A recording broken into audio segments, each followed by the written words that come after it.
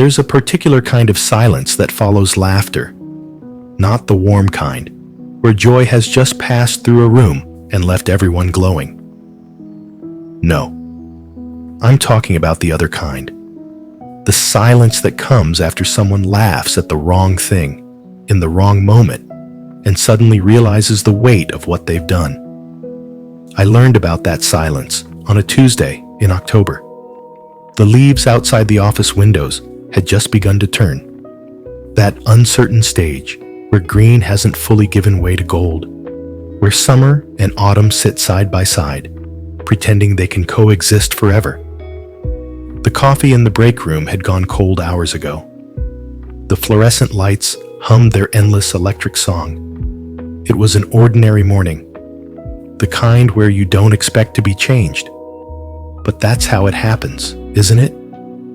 The moments that reshape us rarely announce themselves. They slip in quietly, wearing the clothes of routine, and only later do you realize you're not the same person who woke up that morning. I sat in the conference room with Sarah from HR. We'd done this dozens of times, interviewing candidates, asking the same questions, making small talk while we waited for people to arrive. The room smelled like old carpet and the lingering ghosts of 1,000 meetings. There was a water stain on the ceiling tile above the table. I'd looked at it so many times I'd memorized its shape. Sarah was reviewing her notes. I was checking my phone. Neither of us knew that someone was about to walk through that door and teach us something we didn't know we needed to learn. Her name was on the schedule as Dr. Elena Markov. I remember looking at that title, the doctor, and assuming it was one of those honorary things. Maybe she'd done some teaching. Maybe it was from overseas, one of those degrees that doesn't quite translate. I'd seen it before. People padding their resumes, hoping no one would ask too many questions. She arrived exactly on time. That should have been my first clue. She wore a simple gray blazer, sensible shoes, the kind of outfit that says, "I'm taking this seriously, but I don't need to prove anything." Her hair was pulled back.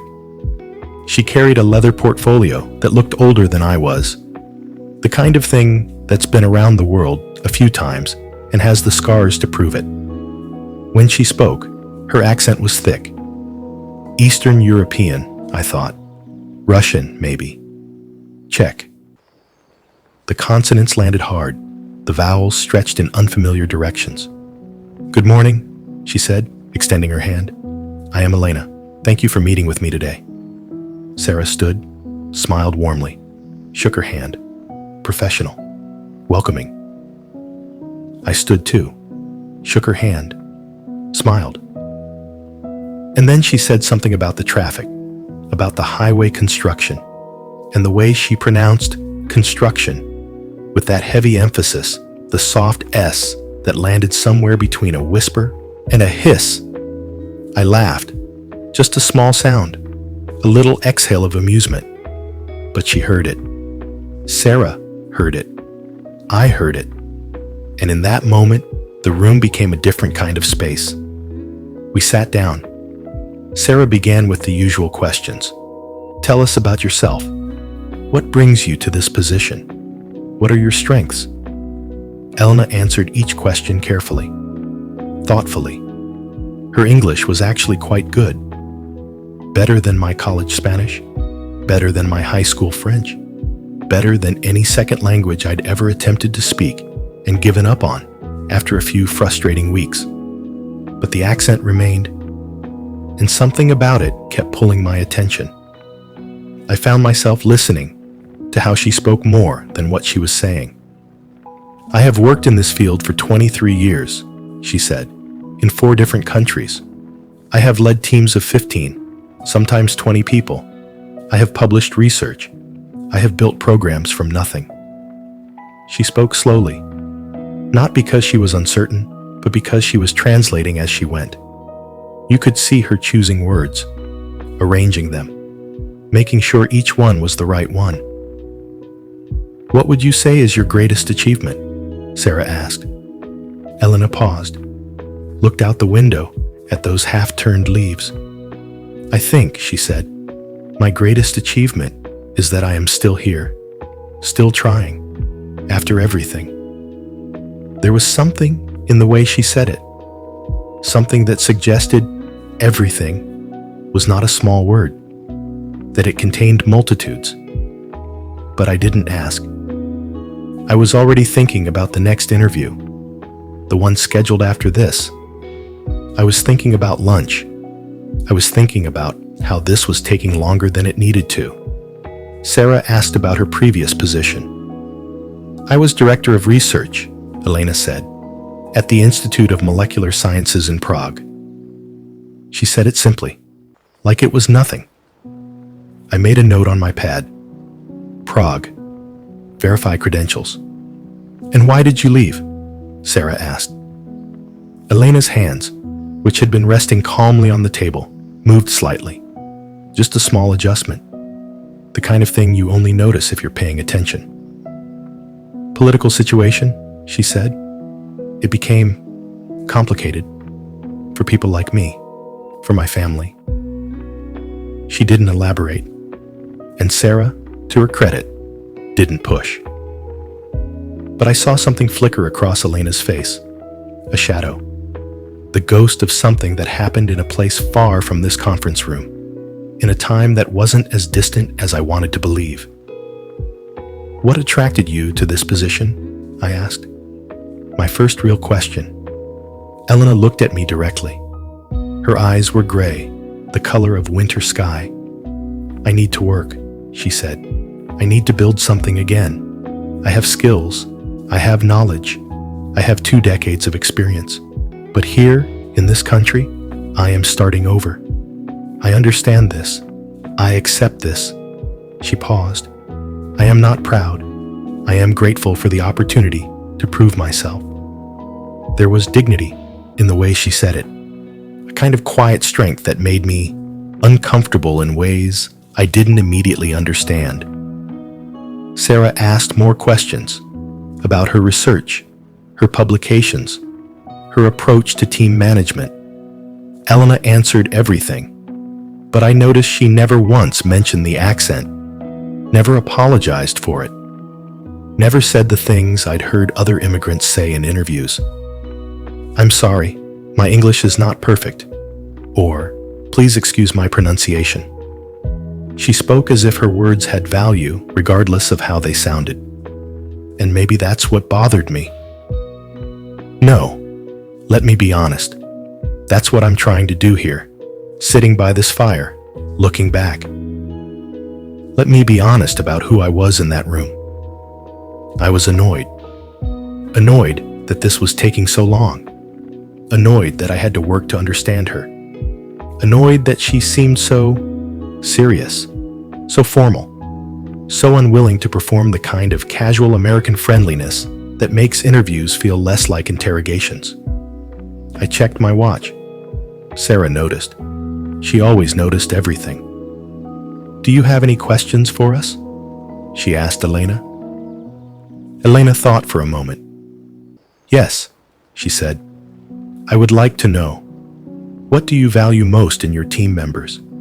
What quality matters more than any other?" Sarah answered. "Something about adaptability, about willingness to learn, about collaboration."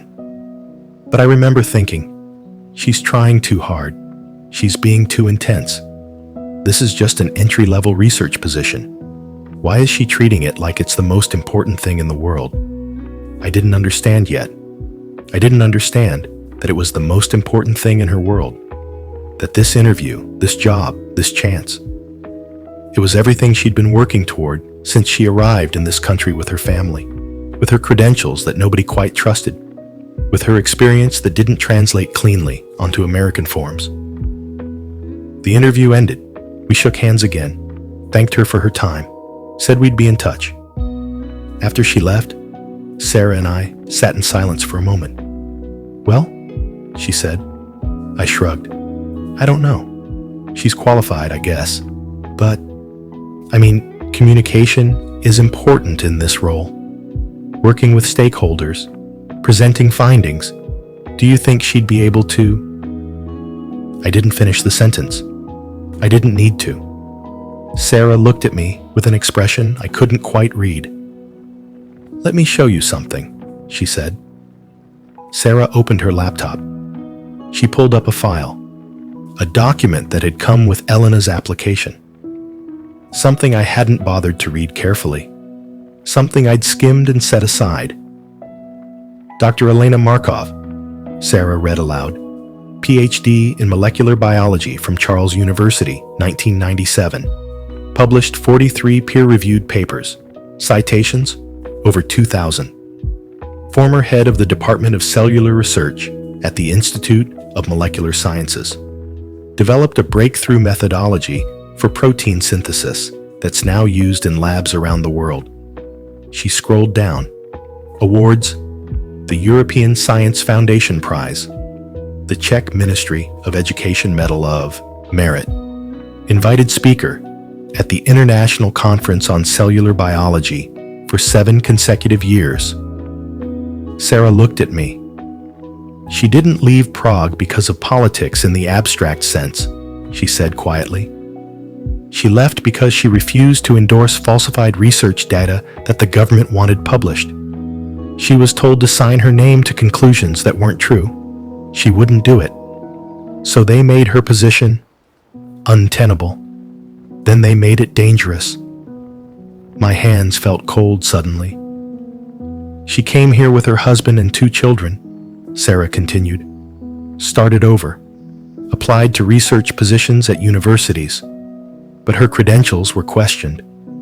Her published work was dismissed as not relevant to American standards. She was offered lab technician positions, entry-level work, the kind of thing her graduate students used to do. Sarah closed the laptop. She's been in this country for 2 years, working whatever jobs she could find, taking night classes to get certified in American research protocols, learning English by watching television and reading scientific journals, sending out applications, getting rejection after rejection.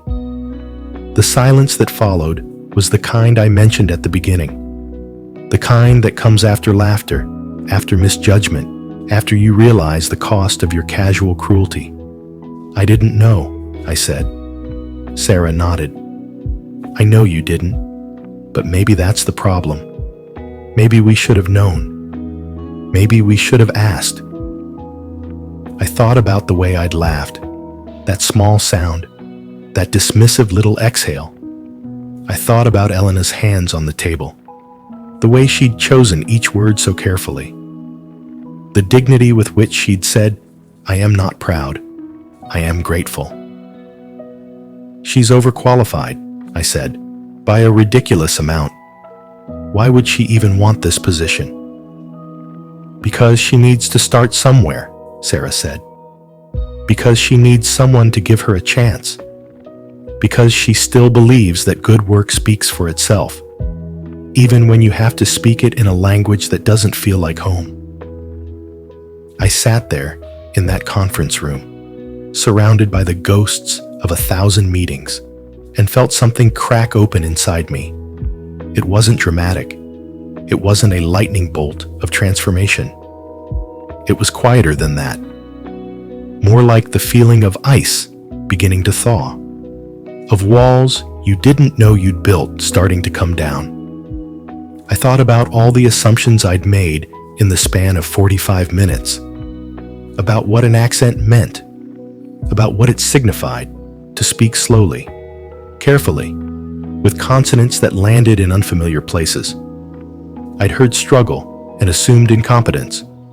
I'd heard difference and assumed deficiency.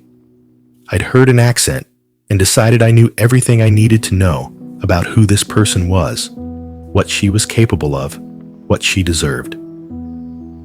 We should hire her, I said. Sarah smiled, not a triumphant smile, more like a tired one, like she'd been hoping I'd arrive here but hadn't been sure I would. Yes, she said. We should. We hired Elena. She started the following month, took the entry-level position with the same seriousness she'd brought to the interview, showed up early, stayed late, asked questions, learned the systems, worked with a quiet intensity that made everyone around her work a little harder, try a little more. Within 6 months, she'd identified 3 significant inefficiencies in our research protocols. Within a year, she was leading projects. Within 2 years, she was promoted twice. Her English improved. The accent remained. But somewhere along the way, I stopped hearing it as a barrier. Started hearing it as what it actually was. Evidence of someone brave enough to build a life in a language that wasn't her native tongue. Proof of resilience. A testament to courage I'd never had to summon. I think about that interview sometimes. Usually late at night, when the house is quiet and the day's noise has finally settled. When I'm honest with myself about all the small ways I've been unkind, all the casual judgments I've made, all the times I've mistaken my comfort for correctness. I think about the silence that followed my laughter, and I think about all the other times I've laughed without thinking, all the moments I've dismissed someone because they didn't sound like me, didn't move through the world the way I moved through it. We carry so many invisible hierarchies in our heads, so many unconscious rankings of who deserves respect, whose voice matters, whose struggle is valid. We don't mean to. We don't wake up and decide to be small-minded or cruel.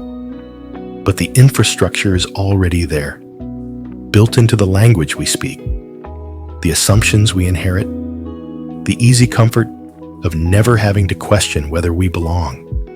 I learned something from Elena that day in October, not from what she said in the interview. Though her words were careful and true, I learned from what she didn't say, from her refusal to apologize for taking up space, from her quiet insistence that her experience, her knowledge, her humanity had value, regardless of how the words sounded when they left her mouth.